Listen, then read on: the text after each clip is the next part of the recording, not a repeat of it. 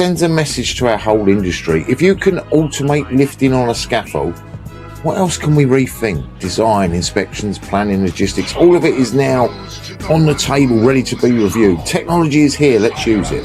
It's going to mean higher costs for employers at entry level, a big cultural shift on site, and a 3-stage program to get you there. In real projects, it's been shown to cut labour on vertical transport by up to 44% and massively reduce the physical battering scaffolders take day after day.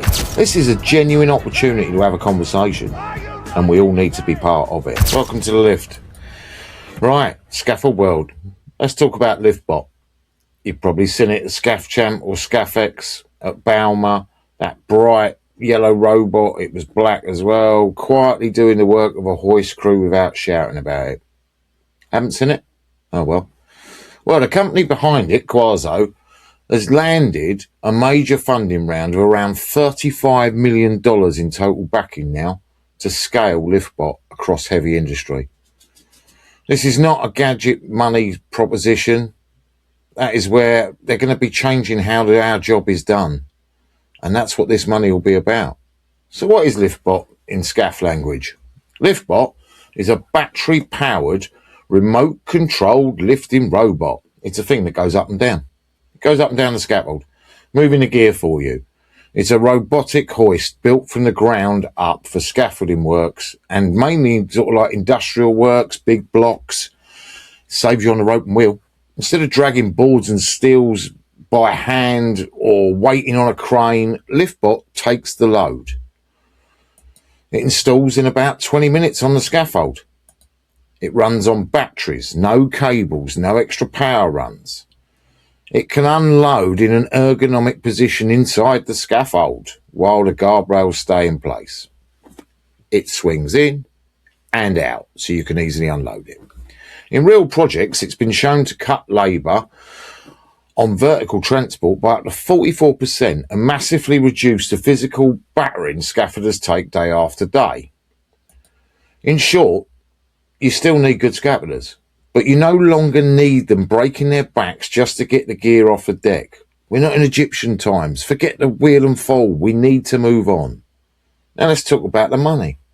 Quaso's latest round brings total funding to around $35 million, led by serious players like Schooner Capital, with backing from Chevron Technology Ventures, Ashai Kasi and others. They don't just throw their cash away at toys. Investors have looked at scaffolding and heavy industry and said, vertical material handling is broken, it's slow, it's dangerous, it's expensive. LiftBot could be the fix. The funding is about scaling deployment at refineries, petrochemical plants and power stations, other heavy industrial sites. In the UK, Skill Scaffolding have got one. They've been putting it all over the internet. Looks good. Building out the software and data platforms so every lift becomes information, productivity, safety, planning data, not just effort. Expanding into new workflows, turnaround projects, maintenance campaigns, capital jobs, and ultimately other access and construction tasks. When you see that level of capital come into a scaffolding-focused technology, it tells you one thing. The way we move gear on scaffolds is going to change globally. This isn't theoretical. I've seen it in action. LiftBot is already working on more than 20 sites across Europe and North America. The refineries, chemical plants, power facilities, tower blocks, where time is money and shutdown windows are brutal. I've seen it live and put bits up at ScaffChamp. I've seen it at ScaffX. In the middle of real scaffold builds, I've seen it. I've seen it at Balmer, surrounded by cranes, excavators and mega machines. And it still holds its own because it solves a real daily problem that every scaffolder recognises. For me, what's powerful with this is it doesn't replace scaffolders. It helps them. It augments them. It speaks to the real issues we talk about all the time. Labour shortages, ageing workforce, injuries, fatigue, productivity, career lifespan. And from the conversations I've had and the demos I've watched, Their biggest market is exactly those heavy industrial and energy sites where scaffolding is critical path, and it's helping. Think of Sellafield. It should be in Sellafield, smashing it out. That's where LiftBot is already proving itself, and where this new funding is going to pour petrol on this fire. From my point of view, I love LiftBot, and for a few reasons. First, it respects our craft. It isn't pretending scaffolding is simple. It quietly makes one of the toughest parts of the job safer, faster and smarter.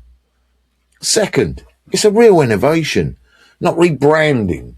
We're talking robotics, data and analytics, battery tech, all wrapped around a very simple objective. Get the gear up and down without wrecking people. It's a Munich startup. I've seen it so many times, I love it. It sends a message to our whole industry. If you can automate lifting on a scaffold, what else can we rethink? Design, inspections, planning, logistics, all of it is now on the table, ready to be reviewed. Technology is here, let's use it. But let's not all rush out and think the future of scaffolding is AI, because it's not.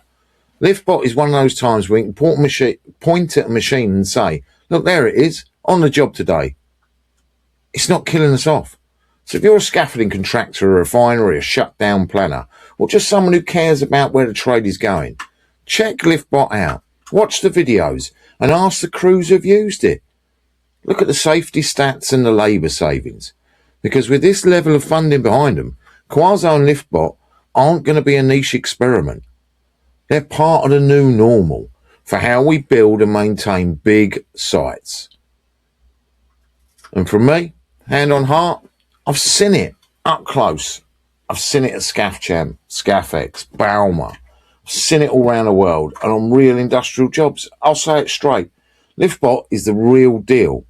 Now watch this video and see what you think.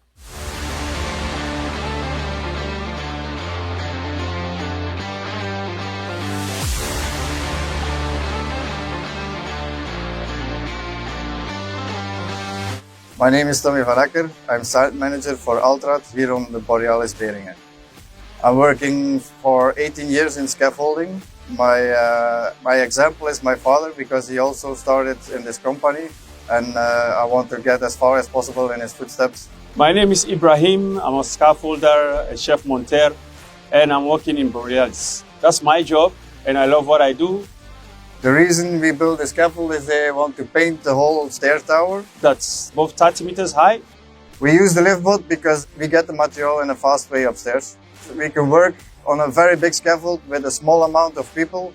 We also use the LiftBot because we have a very small space downstairs to prepare all the material. There is also no space to place a ladder lift or a Manitou. The advantage of using the LiftBot is the people don't have to stand outside the scaffold because the LiftBot turns inside the scaffold. They don't have to pump the material. It's saved in a closed box, so it's a lot of safety. I think working with this system is really makes the job easier for us because you don't use too much of your energy. Instead, you use the robot, and I like it.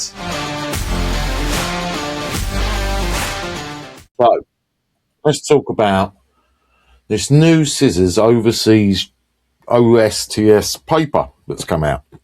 Now, this isn't just UK, this affects the world. And also that NAS scissors agreement that's just been signed with Malaysia is another part of this, and what it might all mean for MVQs, scissors cards and overseas scaffolders being able to access the UK. At the moment, we've got a two-tier world. UK scissors on one side and the Overseas Scaffolder Training Scheme, OSTS, on the other. OSTS has exploded. 30,000 plus card holders. 22 centres across the Middle East, Caribbean and Africa, growing about 5% a month. All of that, while our own UK entry-level labour market is, if we were honest, barely regulated. The paper makes a key point. The UK law doesn't actually say you must have a scissors card or you must have an MVQ. Health and Safety at Work Act, a bit of legislation, work at height regs, CDM, and even the Building Safety Act, they all talk about competency, skills, knowledge, training, experience. But they never name a specific card. So employers are under pressure. Labour is short and people will improvise. Here's the awkward bit. OSTS Level 1 overseas is often said to be a higher standard than our UK labourer card. Longer course, more technical expectation. The consultation feedback basically says it's getting hard to explain why an overseas Level 1 that has done more training than a UK labourer can't come here or can't work here. That's backwards. But are the later levels of OSTS at a lower level? Often think they are. I don't think their Level 4 is our Level 3, you know? Layer on top of that NASC and Scissors are now signing cooperation deals with places like Malaysia to grow training and recognition overseas, get standards across the globe, it seems. It's good for global standards and the brand, but it also raises a real-world question everyone's thinking. Does this mean that suddenly loads of Malaysian or other overseas OSTS-trained scaffolders will then come to UK and work here? Will they work for less wages? Will it affect our market? The short answer is not without a visa, obviously. Recognition of training is one thing, immigration is another. Even if OSTS is aligned to a global baseline and the UK lifts part of its standards, they lift their standards, anyone coming here still has to have clear UK visa rules. And right now, scaffolding is only certain skilled categories and not broadly treated as an automatic shortage route. Until the government actually puts scaffolding clearly on the skilled worker shortage list, easy to say, and defines the roles properly, it's not a free-for-all. The paper lays out 3 options. Option 1, do nothing, keep the 2-tier scheme, keep the confusion, keep recruiting undertrained labour and hope it all works out. Cheap in the short term, high risk in the long term. Not the best option. Option 2, push the UK standards as a global benchmark. Looks great in a press release, but some territories won't buy it. Low-cost markets carry on as they are. And the UK employers still tap into cheaper labour anyway if they can. Option 3, where the paper is really trying to head, is to lift the UK labourer up to the standard of OSTS Level 1 on a global baseline, a clear pathway. Labourer, basic scaffolder, trainee scaffolder, scaffolder, advanced and system scaffold, properly aligned with TG30, built in rather than bolted on. Confused? Here's a pro view. One recognisable global starting point is instead of a card's a card, UK labourers actually doing more training, not less. Costs, you're all thinking, I know, why have we got to do more? But wait. Tube and system in one proper framework around the world. A phased rollout to 2028 so we don't blow up training capacity overnight. Here's the anti-view. It's not cheap and it's not easy to do. The paper admits it. It's going to mean higher costs for employers at entry level, a big cultural shift on site and a 3-stage programme to get you there. If you're already struggling to get people through MVQ Level 2 for their scissors cards, more upfront training and costs feels like another hit, and it's not a great time for that. And if the government doesn't back it with funding or by putting scaffolding clearly on a shortage list to get these people that are going to be trained into the country, some firms will just duck the system and keep operating on the edge, so it doesn't remove that. So what does it mean for MVQs and scissors cards? MVQs don't vanish. If anything, they become even more central as the backbone of the scissors route, because the Building Safety Act in the UK has said the world wants proper evidence of competence, and CSCS already expects Level 2 for site operatives. This reform is about dragging the entry point up closer to those occupational standards than building a clearer global ladder on the top. Will overseas guys from Malaysia, the Middle East, wherever, now flood the UK? Nah, not for a while. And only if 2 things move together. Global training recognition through maybe OSTS scissors deals and, the bit you can't change, UK immigration policy actually adding scaffolding roles to the skilled worker shortage list and making visas viable. Interesting.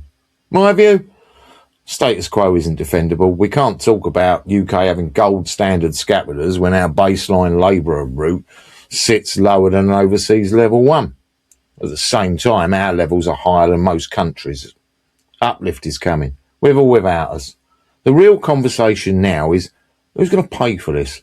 How do we protect the apprenticeships and MVQ routes? How do we stop a race to the bottom on wages? And how do we make sure scaffolders, not just committees, have a proper say in this? We are the stakeholder as a scaffolder in this scheme. Let me know in the comments, what would you back? A tougher global baseline for entry-level scaffolders, even if it means more cost and training up front?